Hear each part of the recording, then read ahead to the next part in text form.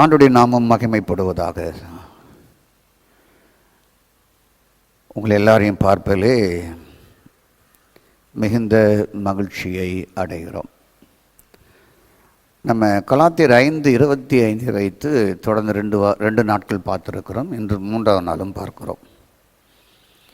கலாத்தியர் 5:25, நாம் ஆவினாலே பிழைத்திருந்தால் ஆவிக்கேற்றபடி நடக்கவும் கடவோம். வாழ்வோம், நடப்போம். ஆவின்படி வாழுதல், ஆவின்படி நடப்பது. அப்போ மாமிசத்தின்படி நடப்பது, மாமிசத்தின் வாழ்வது சிலுவையில் இல்லை. உங்களுக்கு ஏதாவது டவுட் இருந்தால் நீங்கள் ஃபோன் பண்ணி எங்களிடம் கேட்கலாம். ஓகே. அப்போது வாழ்வது வேற, நடப்பது வேற. ஸ்தோத்திரம். அநேக நேரங்களில் நம்ம என்ன செய்கிறோம் என்றால், மாமிசத்திலேயே பார்த்து மாமிசத்திலே முடிவு பண்ணிடுறோம். மாமிச பார்வையை விட்டு விலகி நமக்கு ஒரு நல்ல ஆவியின் பார்வை நமக்கு அவசியம். ஆயராக இருந்தாலும் சரி, சபையின் மூப்பராக இருந்தாலும் சரி, விசுவாசியாக இருந்தாலும் சரி, எல்டராக இருந்தாலும் சரி, பெரும்பாலும் வாயும் கண்ணும் பார்ப்பதும் பேசுவதும் எல்லாமே மாமிசம் வழியாக பார்ப்பது பேசுவதாகவே இருக்கிறது. ஸ்தோத்திரம். இப்போ ஆவினால் நடக்கும்பொழுது எதெல்லாம் இல்லை என்கிறது, எதெல்லாம் உண்டு என்கிறது தெரியணும். மாமிசத்தினால் வாழுகிற வாழ்க்கை இருக்கா இல்லையாங்கிறதும் புரியணும். இது யாருடைய வேலைன்னா, எங்களை போல ஆயருடைய வேலை. நாங்கள் சொல்லிக் கொடுக்கணும். சொல்லிக் கொடுக்குறத மக்கள் கேட்கணும், வாழணும். இதுதான் பெஸ்ட் லைஃப். ஆவினால் நடப்பதும் வாழ்வதும் நமக்கு வருகிறது. திருச்சபை மக்களுடைய பார்வை, ஆயர்களுடைய பார்வை, ஊழியருடைய பார்வை எப்படி இருக்கணுமே, என்னை முதற்கொண்டு எப்படி பார்த்தேங்கிறது என்னை அதில் சேர்த்துக்கிறேன். எல்லாமே மாமிச பார்வையும் மாமிச எண்ணமும் தான் நாங்கள் ஒருவரை பற்றி நம்ம முடிவு செய்வது, ஊழியத்தை முடிவு செய்வது, அவங்க ஆராதிப்பதை முடிவு செய்வது, பிரசங்கிப்பதை முடிவு செய்வது எல்லாமே இருக்கிறது. மாமிச ஜட்ஜ்மெண்ட், மனதின் mind judgment, flesh judgment, mind judgment. ஸ்தோத்திரம். இன்னைக்கு நிறைய கடவுளிய பிள்ளைகளை விமர்சனம் செய்வதை நாம் பார்க்கிறோம். அது ஆரோக்கியமானதா? இல்லை, ஆரோக்கிய கேடு. எதை விமர்சனம் பண்ணணும்னு இருக்கு. ஆவியின் வாழ்க்கையில் ஃபெயிலாக போனால் அதை நம்ம அவங்களுக்கு சொல்லலாம். அவங்க செய்கிற மாமிச வாழ்க்கையில் இருக்கிற காரியத்தை பார்த்துட்டு நம்ம அவங்கள ஜட்ஜ்மெண்ட் பண்ணிடக்கூடாது. ஸ்தோத்திரம். அப்போது பெரும்பாலும் குட்டி ஆயர்கள், பெரிய ஆயர்கள் என்ன செய்கிறாங்கன்னா, மாமிசத்தின்படியே மக்களை ஜட்ஜ்மெண்ட் பண்ண ஆரம்பிச்சிட்டாங்க. இந்த சபையில் இவங்கெல்லாம் இதெல்லாம் உடுத்திருப்பாங்க, அவங்க நகையெல்லாம் போட்டிருப்பாங்க, அவங்க ஆராதனையில் கலர் ட்ரெஸ்லாம் போட்டிருப்பாங்க. ஸ்தோத்திரம் அப்படின்னு சொல்லுவாங்க. அப்படி சொன்ன காலங்கள் இப்போ ரொம்ப குறைஞ்சி போச்சு. ஆனால் இருக்குது, இல்லைன்னு இல்லை, இருக்குது. ஸ்தோத்திரம். அப்படி இந்த போதிக்கிறவருடைய சபைகளிலே அதை யாராவது மீறுவார் என்றால் அவர்கள் மாமிசத்தின்படி குற்றவாளியாக மாறிடுறாங்க. இப்போது என்னிடத்தில் ஒரு அம்மா வந்து, பாஸ்டர், நம்ம சர்ச்சில் நமக்கெல்லாம் கம்யூனியன் கொடுக்குறீங்க, ஆனால் எங்கள் சொந்த ஊருக்கு போனேன், இதே ஸ்தாபனம்தான், அவங்க கொடுக்க மாட்டேன்ட்டாங்க, எதுக்குன்னு கேட்டேன். நீங்கள் கலர் ட்ரெஸ் கொடுத்துருக்கீங்க, கம்யூனியன் நேரத்தில் ஜுவல்ஸ் போட்டிருக்கீங்க அப்படின்னு சொல்லி. ஏன்னா அவங்க குற்றவாளி ஆகிட்டாங்க. இப்போ மாமிசத்தின்படி குற்றவாளி. பார்வை என்ன? மாமிசத்தின் பார்வை அந்த அம்மா மீது. கர்த்தருக்கு ஸ்தோத்திரம். ஆவினால் நடப்பதற்குள்ள எதெல்லாம் இல்லைங்கிறத நீங்கள் பைபிள் படித்து தெரியணும், பைபிள் படித்து போதிக்கணும். ஸ்தோத்திரம் உண்டாவதாக. அப்போது ஒரு மனிதன் மாமிச பார்வையோடு மாமிச வாழ்வாக இருந்து கொண்டு மாமிச பார்வையோடு வேதத்தை வாசித்து உபதேசம் பண்ணினால் அங்கே என்ன இருக்குன்னா சட்டம் தான் இருக்குமே தவிர அங்கே நீதியும் இருக்காது, ஜீவனும் இருக்காது. அவர் ஒவ்வொரு வாரமும் ஆடுபுலி ஆட்டம் சபைக்குள்ளே ஆடிக்கிட்டு இருப்பார். ஸ்தோத்திரம். அப்போது மாமிசத்தின்படி நிறைய காரியங்கள் நம்ம இடத்தில் விளக்க வேண்டியவைகள் இருக்கிறது. ஸ்தோத்திரம். இப்போ கலாத்தியர் 3:28, கொலோசியர் 3:11 இங்கெல்லாம் வாசிக்கும் பொழுது யூதனும் இல்லை, கிரேக்கனும் இல்லை, அடிமை இல்லை, ஆண் இல்லை, பெண் இல்லை, எல்லோருடன் எல்லோருக்குள்ளும் எல்லாமாக அவர் இருக்கிறார் என்று போடப்பட்டு இருக்கிறது. இதை எடுத்து நீங்கள் வாசித்து பாருங்கள். கலாத்தியர் 3:28, 3:11. அப்போ இல்லைங்கிறதுலாம் நிறைய இருக்குது நம்மக்கிட்ட. இருந்தால் மாமிசம். உங்களுக்கு புரியுதா? உங்களுக்கு இப்போ ஆவிக்குரிய தராதரம் என்பது ஆவிக்குரிய வாழ்க்கையில் எது இல்லைங்கிறதோ அதை வைத்திருப்பது தான் பிரச்சனை. இருக்கக்கூடாது. ஆனால் எது இருக்கக்கூடாதுன்னு சொல்லலையோ அதெல்லாம் இருக்கக்கூடாதுன்னு மாமிசமும் மனசும் மாற்றிட்டு சட்டம் போட்டு. கர்த்தருக்கு ஸ்தோத்திரம். அப்போது யூதனம் என்றும் இல்லை, கிரேக்கன் என்றும் இல்லை, ஆண் என்றும் இல்லை, பெண் என்றும் இல்லை, சுயாதீனன் என்றும் இல்லை, அடிமை என்றும் இல்லை, ஆண் என்றும் இல்லை, பெண் என்றும் இல்லை. இதெல்லாம் இல்லைங்கிறது ஒரு ஆவிக்குரிய மனுஷனுக்கும் சபைக்குள்ளும் இருந்ததுன்னா நாடு எப்படி இருக்கும், தேசம் எப்படி இருக்கும், உலகம் எப்படி இருக்குங்கிறத பாருங்கள்.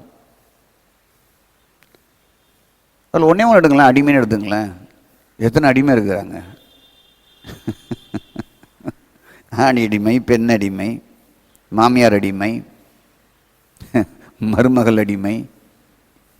ஏங்க இருக்கா இல்லையா? கொஞ்சம் யோசித்து பாருங்க. இதெல்லாம் என்னது? மாமிசம், மரணம். யூதன், கிரேக்கன் இதெல்லாம் இல்லையா? இருக்கு, மரணம். அப்போ மாமிசத்தின் ஆவியின்படி வாழ்வது, ஆவியின் நடப்பது இல்லை. கர்த்தருக்கு ஸ்தோத்திரம். அப்போது நம்ம என்ன ஜட்ஜ்மெண்ட் பண்ணிட்டோம் என்றால், என்ன முடிவு கட்டிட்டாங்கன்னா, மனம் பார்க்கிற பிரகாரம், கண்கள் பார்க்கிற பிரகாரம், மனதில் எடுக்கிற தீர்மானத்தின்படி விமர்சகர்கள் எழுப்பிட்டாங்க. இவங்க ஜுவல்ஸ் போட்டிருக்கிறாங்க, அதுக்கு ஒரு விமர்சகர் எழுதுவார். இவங்க முக்காடு போடலை, அதுக்கு ஒருத்தர் எழுதுவார், அதுக்கு ஒரு பிரசங்கம் பண்ணுவார். முக்காடு போட்டவங்களை பார்த்து ஒருத்தர் பிரசங்கம் பண்ணுவார், நீ போட்டது தப்பும்பார். இன்னொருத்தர் எழும்பி நீ முக்காடு போடக்கூடாது என்று பேசுவார். இப்போ நான் எல்லாமே மாமிசம் ஐயா, நீ போடாட்டாலும் மாமிசம், போட்டாலும் இதுக்கு எதுக்கு தர்க்கம்? இதுக்கு தர்க்கம் அவசியமே தேவையில்லை. ஸ்தோத்திரம். போடாத, முடி வச்சுக்கோ, முடி வைக்காம இரு. நான் குடிமி வச்சாலும் பிரச்சனை இல்லை, குடிமி வைக்காட்டாலும் பிரச்சனை கிடையாது. குடிமி வச்சிருக்கிறதுனால நான் உயர்ந்தவனும் கிடையாது, குடிமியை சிறைச்சதுனால நான் தாழ்ந்தவனும் கிடையாது, அல்லது உயர்ந்தவனும் கிடையாது. வீரமாமுனிவர் இந்தியாவுக்கு வந்தார். அவர் தன்னை ஒரு சன்னியாசி போலவே ஆடையை உடுத்தி கொண்டார். நாட்டுக்கு காண்பிப்பதற்கு, நானும் உங்களில் ஒருவன் என்று சொல்லி. கர்த்தருக்கு ஸ்தோத்திரம். அப்போது நம்முடைய விமர்சகம் எப்படி இருக்கு என்றால், மாமிசத்தின்படி தான் விமர்சகமாக இருக்கிறது. இவர் இதை போட்டிருக்காரு, இவர் இதை போடலை, இவர் ஆடுறாரு, இவர் ஆடலை, இவர் சும்மா நின்றுக்கிட்டே பாடுறாரு, போர் அடிக்குது, அதுவும் தப்பு. நின்றுக்கிட்டே போனாலும் தப்பு, ஆடிட்டு போனாலும் தப்பு, குதிச்சு போனாலும் தப்பு, கத்தி போனாலும் தப்பு, மெதுவாக போனாலும் தப்பு. எல்லாமே மாமிசம்தான். மாமிசருடைய முடிவு மரணம். ஆகவே விமர்சகர்களுக்கு நான் சொல்கிறேன், எங்கள் மாமிசத்தின்படி முடிவு செய்யாமல் ஆவின்படி வாழ, ஆவின்படி நடக்க கற்றுக்கொள்ளுங்கள். அதுதான் உங்களுக்கும் ஆரோக்கியம், கிறிஸ்தவத்திற்கும் ஆரோக்கியம். அப்போ ஆவினால் பிறந்தவன் வாழுகிறான், நடக்கிறான். எப்படி வாழுகிறான்? தேவனைப் போல் வாழுகிறான், தேவனைப் போல் நடக்கிறான். புரியுதா உங்களுக்கு? இதான் நமக்கு அவசியம். கலாத்தியர் 5:25 அதான் நம்ம கூறுது. ஸ்தோத்திரம். ஆவினால் பிறந்தவன் அவனை ஒருவனையும் அறியான். காட்டானது தன் இஷ்டத்துக்கு போவது போல ஆவினால் பிறந்தவனும் இருக்கிறான். அப்போ ஆவினால் பிறந்தவனுடைய வாழ்க்கையை யோவான் 3:6 ஏசப்பா நிக்கதேமுக்கு சொல்லிட்டாரு. நம்மளும் பல முறை படிச்சிருக்கிறோம். அதை ஆழமாக தியானிக்கல மக்கள். அதான் பிரச்சனை. அப்போ விலை மதிக்க முடியாத, யாரும் காண முடியாத, யாரும் நிதானிக்க முடியாத ஆவின் மனுஷன் நீங்கள் ஆவின் மனுஷராகி நீங்கள் யாராலும் உங்களை கணிக்க முடியாது, யாராலையும் நிதானிக்க முடியாது. அதோடைய வாழ்வே தனி சிறப்பானது. அது வாழ்வே ஒரு பெரிய ஆசீர்வாதமான வாழ்வு. ஸ்தோத்திரம். காரணம், உங்களுக்குள் யாரும் காண முடியாத பரம்பொருளானவர், பரமேஸ்வரன், ஏகாதிபதி, ஒருவராய் சாகாமை உடையவர், பரஞ்சோதியானவர், ஒளியின் தேவன் உங்களுக்குள்ள இருக்கிறார். ஆகவே நீங்கள் விலை மதிக்க முடியாத ஒரு ஆவின் மனுஷன் என்பதை புரியுங்கள். ஸ்தோத்திரம். அப்போ ஆவினால் வாழுங்கள், ஆவினால் நடங்கள். இங்குதான் என்ன இருக்கிறது என்றால், உங்கள் ஆவியோடு தேவன் கலந்து இணைந்து இருக்கிறார். ஆகவே தான் இந்த சக்சஸான வாழ்க்கையை ஆண்டு கொடுக்கிறார். ஸ்தோத்திரம். ரட்சிக்கப்பட்டாலும் சிலர் சொல்கிறாங்க, என்னன்னா ரட்சிக்கப்பட்டாலும் நமக்குள்ள பாவம் இருக்குல்ல பாஸ்டர், பாவம் இருக்குல்ல பாஸ்டர். அது விசுவாசிகள் சொன்னாலும் பரவாயில்ல, ஆயர்களும் சொல்லுகிறார்கள். காரணம், பைபிளை பற்றி தெளிவில்லை. அதுதான் பிரச்சனை. பைபிளை பற்றி என்ன இல்லை? தெளிவில்லை. ஒழுங்க வேத வாசிப்பு இல்லை. அதை பற்றி அறியாமை, அவ்வளவுதான். ஏதோ ஆயர்கள் பிரசங்கத்துக்கு மட்டும் பிரசங்கத்தை எடுத்தால் போதுமா? இல்லை. பைபிளை பற்றி அறிவும் தெளிவும் நமக்கு அவசியம். அப்பந்தான் போதிக்க முடியும். ஸ்தோத்திரம். ரோமர் 6:2 பாவத்துக்கு மரித்த நாம் பாவம் எப்படி செய்வோம், எப்படி பாவம் செஞ்சு வாழ்வோன்னு ஒரு கேள்வி இருக்குது. இதான் பாவத்துக்கு செத்துட்டியே, பாவம் எப்படி செய்வ? பாவம் இருக்கும் இல்லை, அது எப்படி இருக்குங்கிறாரு ரோமர் 6:2 ஆவியானவர் கேட்கிறார். பாவத்துக்கு செத்துட்ட, பாவத்துக்கு செத்த நீ எப்படி பாவத்துக்காக வாழ்வ? இதெல்லாம் படிங்க, அப்பதான் உங்களுக்கு புரியும். அப்போ ஸ்தோத்திரம் உண்டாவதாக. நாம் புதிதும் ஜீவன் உள்ளவர்களாக, நம்முடைய வாழ்வே வேற வாழ்வு, புதிதும் ஜீவன் உள்ளவர்களாக நடந்து கொள்ளும்படி கிறிஸ்துவோடு அடக்கம் பண்ணப்பட்டோம். ஸ்தோத்திரம். அப்போ கிறிஸ்துவோடு அடக்கம் பண்ணப்பட்டோம். எதுக்காக அடக்கம் பண்ணப்பட்டு இருக்கிறோம்? கிறிஸ்துவோடு அடக்கம் பண்ணப்பட்டு நீ செத்துட்ட. அவர் மரித்தது போல் நீயும் மரித்து விட்டாய். அடக்கம் பண்ணப்பட்டோம் சொல்லப்படுறது, அடக்கம் பண்ணப்படுவான்னு சொல்லப்படல, அடக்கம் பண்ணப்பட்டோம். எதுக்கு? புதிதான ஜீவனுள்ளதாக நடக்கும்படி. இப்போ நான் யாரோடு இணைக்கப்பட்டிருக்கிறேன்? இயேசுடைய உயிர்த்தெழுதலின் சாயலில் இணைக்கப்பட்டிருக்கிறேன். 5ஆம் வசனம் சொல்லுது. ஸ்தோத்திரம்.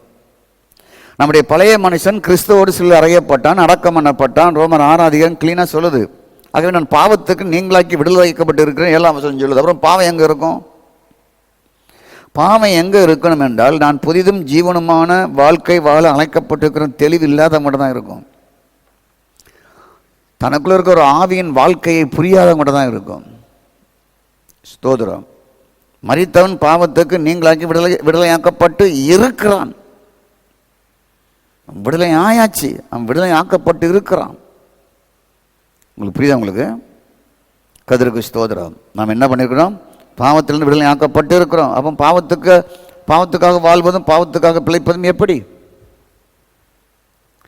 ஸ்தோத்திரம். நீங்கள் ரோமர் 8 வாசிக்கும் பொழுது தெளிவாக வேதம் சொல்லுகிறது. ஸ்தோத்திரம்.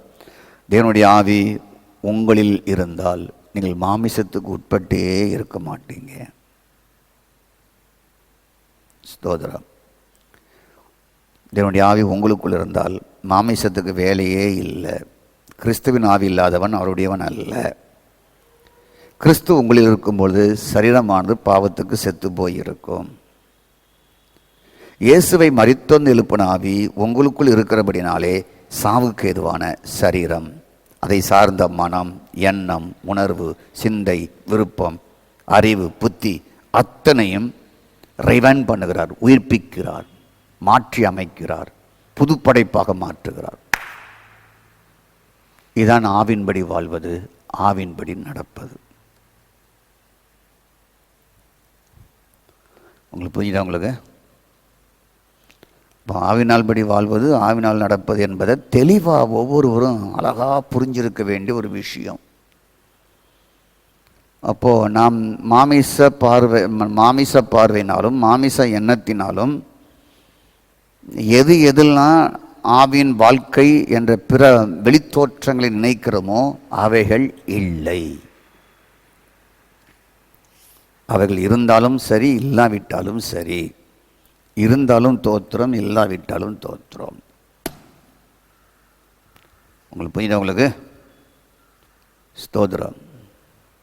அவர் எதை உடுத்திருந்தாலும் தோத்திரம், அவர்கள் எதை அணிந்திருந்தாலும் தோத்திரம், அவர்கள் எப்படி முடி வாரியிருந்தாலும் தோத்திரம், அவர்கள் எப்படி பாடினாலும் தோத்திரம். ஸ்தோத்திரம். அவர்கள் பிரைஸ் காட், ஸ்தோத்திரம் உண்டாவதாக. வாழ்க்கை ஆவின்படி இருக்கிற வாழ்க்கை இருக்கிறதா? அதான் முக்கியமை தவிர அவர்கள் மாமிசத்தின்படி எதை செய்கிறார்கள், எதை கலற்றுகிறார்கள், எதை புறம்பாக்கினார்கள், எதை அகற்றினார்கள் என்பது முக்கியம் அல்ல.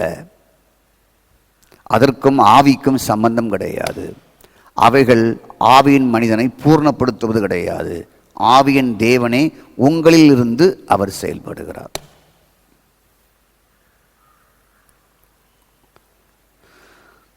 கர்த்தருக்கு ஸ்தோத்திரம். அப்போது நீங்கள் ரோமர் 8 அதிகாரத்தை நம்ம எடுத்துக்குவோம். ரோமர் 8 அதிகாரத்தை பாருங்கள், நல்லா சொல்லப்பட்டிருக்கு. கர்த்தருக்கு ஸ்தோத்திரம். கிறிஸ்து இயேசுவினாலே ஜீவனுடைய ஆவியின் பிரமாணம் பாவம் மரணம் என்பதின் பிரமாணத்திலிருந்து விடுதலையாக்கிட்டு. ஸ்தோத்திரம். 3ஆம் வசனத்திலே மாமிசத்தினாலே பலவீனமாக இருந்ததனால் நாம் மாமிசத்தில் மனிதர்கள் பலவீனமாக இருந்தபடினாலே, அடிக்கடி பாவத்தில் விழுந்துகிறபடினாலே, நியாயப்பிரமாணம் சட்டம் அவங்களை எதையும் செய்ய முடியாமல் போய்விட்டது. சட்டத்தால் தண்டித்தாலும் அதே தவறை செய்கிறார்கள். அதான் 3ஆம் வசனம் சொல்லுது. 8:3. அவைதான் மாமிசத்தில் நடக்கிறார்கள். மனிதன் மாமிசத்தில் பலவீனமானவன், வீழ்ச்சி அடைகிறவன், தவறு செய்கிறவன்.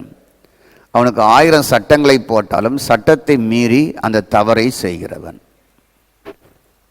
சில ஹாஸ்டலில் செல்ஃபோன் வைத்துக்கொள்ளக்கூடாதுங்கிற சட்டம் இருக்குது. எங்கள் பைபிள் காலேஜ்லேயுமே இருக்குது. ஆனால் அதை மீறி ஸ்டூடெண்ட் வச்சவங்களும் உண்டு, சஸ்பெண்ட் பண்ண போட்டவங்களும் உண்டு. காரணம் என்ன? மாமிசம் பலவீனமானது. அது செய்யாதன்னா அது செய்யும். நீ செல்ஃபோனை வச்சுக்கொள்ளக்கூடாதுன்னு அதை வச்சுக்கொள்ளும் அது. ஆகவே என்ன சட்டம் போட்டாலும் சரி, என்ன பனிஷ்மெண்ட் போட்டாலும் சரி, எத்தனை 1000 அபதாரம் விதித்தாலும் சரி, அவன் மீறி அதை செய்வான். அதான் மாமிசம். ஆகவே சட்டத்தாலேயோ மத சடங்குகளினாலேயோ மதத்தில் இருக்கிற சட்டங்கள் மூலமாகவோ எதையும் அவனை செய்ய முடியாது. ஆகவே தான் தேவனை செய்யும்படி பாவத்தை போக்கும் பலியாக மாமிசத்திலே நம்முடைய பாவத்தை எல்லாம் ஆக்கினைக்குள் தீர்த்தார். இப்படி தீர்த்து சட்டத்தை நம்ம கைகொள்ள நமக்குள் ஆவியாக வந்தார் என்று சொல்லப்பட்டு இருக்கிறது. தீர்த்து எந்த சட்டத்தை நம்ம மீறணுமோ அதே சட்டத்தை செய்வதற்கு உங்களுக்குள் ஆவியாக இருக்கிறார். ஆவியாக இருந்து உங்களை செய்ய வைக்கிறார். வெற்றி வாழ்க்கை வாழ வைக்கிறார். நான் சொல்ல கவனமாக கேளுங்கள். ஆதிக்கம், அதிகாரம், ஆதிக்கம், ஆளுகை என்றால் என்ன? டொமினியன். அப்படி என்றால் பிறரை தங்கள் கட்டுப்பாட்டில் வைத்திருக்கும் நிலைதான் ஆதிக்கம் என்பார்கள். சரிதானே? சட்டம் எதற்கு? சட்டம் ஒருவரை தங்கள் ஆதிக்கத்தில் வைத்துக் கொள்வதுதான் சட்டம். அதுதான் ஆதிக்கம். பாவ மரண சட்டம் சாத்தானுடையது. அந்த சட்டம் மனிதனை தன்னுடைய ஆதிக்கத்தின் கீழ் கொண்டு வருவதற்கு அந்த சட்டத்தை அவன் வைத்திருக்கிறான். ஜீவப்பிரமாண சட்டம் தேவன். அந்த சட்டத்தினாலே மனிதனை விடுவிக்கிறார். ரோமர் 8:2-3 வாசித்து பார்த்துருங்க. அவன் சட்டம், பாவம் மரணம் என்பது அவன் சட்டம். அந்த சட்டத்தை வைத்து மனிதனை தன் ஆதிக்கத்திற்குள் தன் கட்டுப்பாட்டுக்குள் வைத்திருக்கிறான். ஸ்தோத்திரம். இப்ப சட்டம் ஏன் வந்தது? ஏன் சட்டம் வந்தது? எதற்காக வந்தது? தேவ செயலாக இருந்த மனிதன் அறிவின் கனியை சாப்பிட்டபடியால் சாத்தான் அவனுக்குள் நுழைந்தான். மனிதர்கள் எல்லாருக்குள் நுழைய வேண்டிய நிலைமை ஏற்பட்டு விட்டது. மனிதன் தேவ சாயலை இழந்து சாத்தான் நுழைந்தபடினாலே பாவ மாமிச சாயலாக மாறினான். ரோமர் 8:2 அதுக்கு பதில் சொல்லுது. 8:2-3. ஆகவே ஸ்தோத்திரம் உண்டாவதாக, சட்டத்தை கொண்டு தவறிப்போன பாவ சாயலாக மாமிசமாக வாழ்கிற மனிதனுக்கு சட்டம் வந்தது. இப்படி பாவ சாயலாக பாவ மனுஷனாக மாறின மனிதனுக்கு சட்டம் வந்தது. ஏன் வந்தது? மனிதனை நல்வழிக்கு கொண்டு வருவதற்காக சட்டம் வந்தது. புரிஞ்சு கொள்ளுங்க. மனிதனை நல்வழிக்கு கொண்டு வருவதற்காக சட்டம் வந்தது. ஆனால் இவனுடைய பலவீனம் சட்டத்தை மீறுகிறது. அதுக்கு தான் ஆவின்படி வாழுதல், ஆவின்படி நடத்தல்ங்கிறது வந்தது. சட்டம் ஏன் வருது? நான் 40 வருஷமாக அசம் சாக்கில் இருக்கிறேன். அப்போ அசம் சாக்கில் இருக்கிற சட்டம் கொஞ்சமாக இருந்தது. இப்போ எலாபரேட் ஆகிட்டு. ஏன்? ஆட்கள் ரொம்ப பெருகிட்டாங்க. அதான் பிரச்சனை. பிரச்சனையும் அதிகம் பிரச்சனை ஆகிப்போச்சு. கதிர்க்கு ஸ்தோத்திரம். அதனால் கவனிங்க, சட்டம் ஏன் வந்தது? தவறிப்போன மனிதன் பாவ சாயலாக பாவ மாமிசமாக அவன் மாறினபடினாலே சட்டம் வந்தது. எதற்காக? அவனை கீழ்ப்படுத்த, ஆதிக்கம் செலுத்த, திருத்த, மாற்ற, நல்வழிக்கு கொண்டு வர. ஆகவே நாட்டு சட்டம், ஊர் சட்டம், மத சட்டம் எல்லாம் வந்தது. யூத மதத்தில் சட்டம் வந்தது, பிற மதங்களில் சட்டம் வந்தது, கிராம சட்டம் வந்தது, ஊர் சட்டம் வந்தது, நாட்டு சட்டம் வந்தது. இதெல்லாம் ஒருங்கிணைந்து தான் நீதிமன்றம் அது இதெல்லாம் உலகத்தில் இப்போ வளர்ந்து போய் இருக்கிறது. உலக அளவில் இருக்குது. உலக அளவுக்குள்ள சட்டம் எதுக்கு? ஆடு மாடுகளுக்கா? இல்லை, தவறி போன மனிதனை நல்வழியில் கொண்டு வருவதற்கு. மீறினா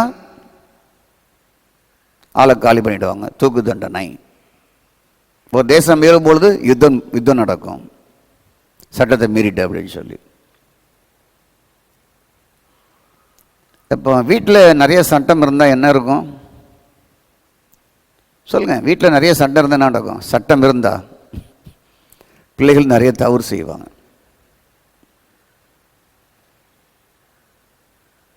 புரிஞ்சுட்டீங்களா? சபையில் சட்டம் இருந்தால் மாமிசம் மீறுதல் இருக்கும். அப்போ சட்டம் தானே ஒரு மனுஷனை ஒழுங்குபடுத்த கொண்டு வரப்பட்டது. அவன் கொண்டு வரப்பட்டது. அவன் பலவீனமானவன், அவன் தவறுவான். அப்போ நம்ம என்ன செய்யணும்? ஆவினால் வாழ்கிற வாழ்க்கையை கற்றுக் கொடுக்க வேண்டும், ஆவினால் நடப்பதை கற்றுக் கொடுக்க வேண்டும், ஆவினால் ஜீவிப்பதை கற்றுக் கொடுக்க வேண்டும், ஆவினால் பழகுவதை கற்றுக் கொடுக்க வேண்டும். அதுதான் கலாத்தியர் 5:25 சொல்லுது. அப்போ சட்டத்தை சாணவே கை கொண்டுருவான்.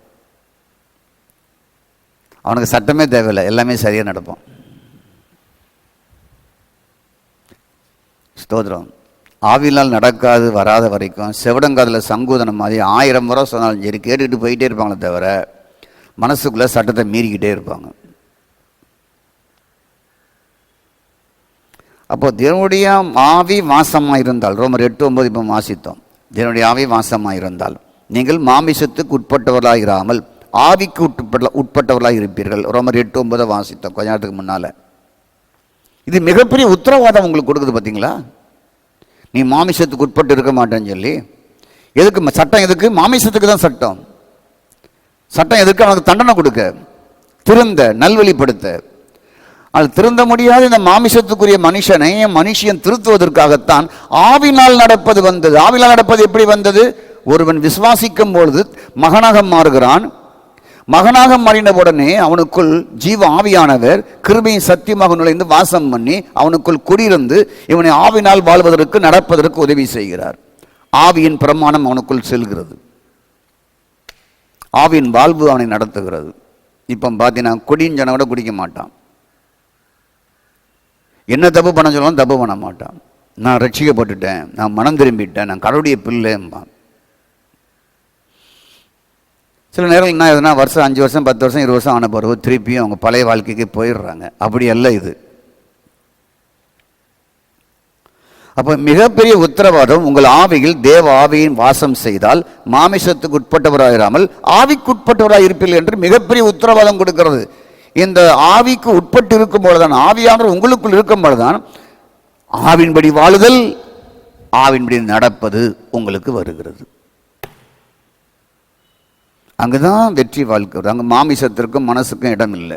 இந்த ஆவியானது உங்களுக்குள் இருக்கிற ஆவியானவர் உங்கள் ஆவியின் மூலமாக உங்கள் ஆவியை நடக்க வைக்கிறார். ஆவியானது மனதை கண்ட்ரோல் பண்ணி, எண்ணத்தை கண்ட்ரோல் பண்ணி, உணர்வை கண்ட்ரோல் பண்ணி, அறிவை கண்ட்ரோல் பண்ணி, புத்தியை கண்ட்ரோல் பண்ணி சரியாக கீழ்ப்படுத்தி சரியான பாதையில் வெற்றி பாதையில் நடத்துகிறது.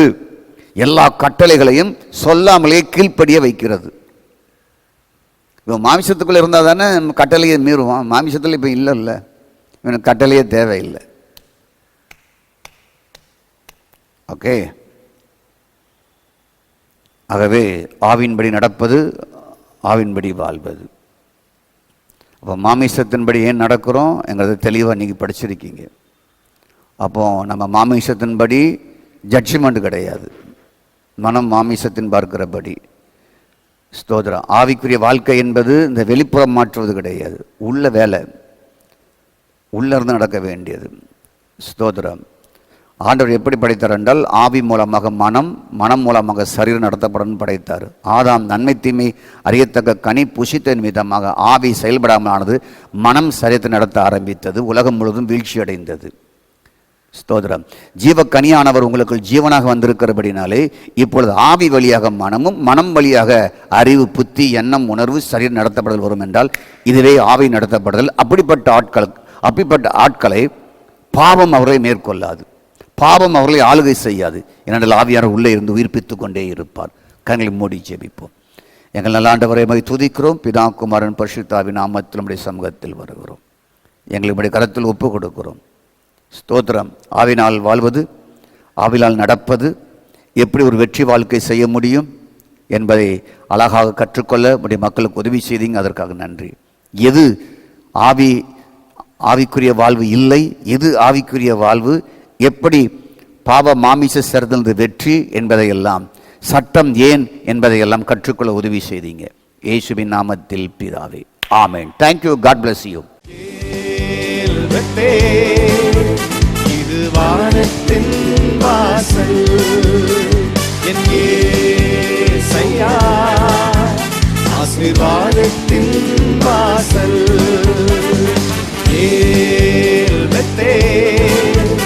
இது வானத்தின் வாசல், என் இயேசையா, ஆசீர்வாதத்தின் வாசல்.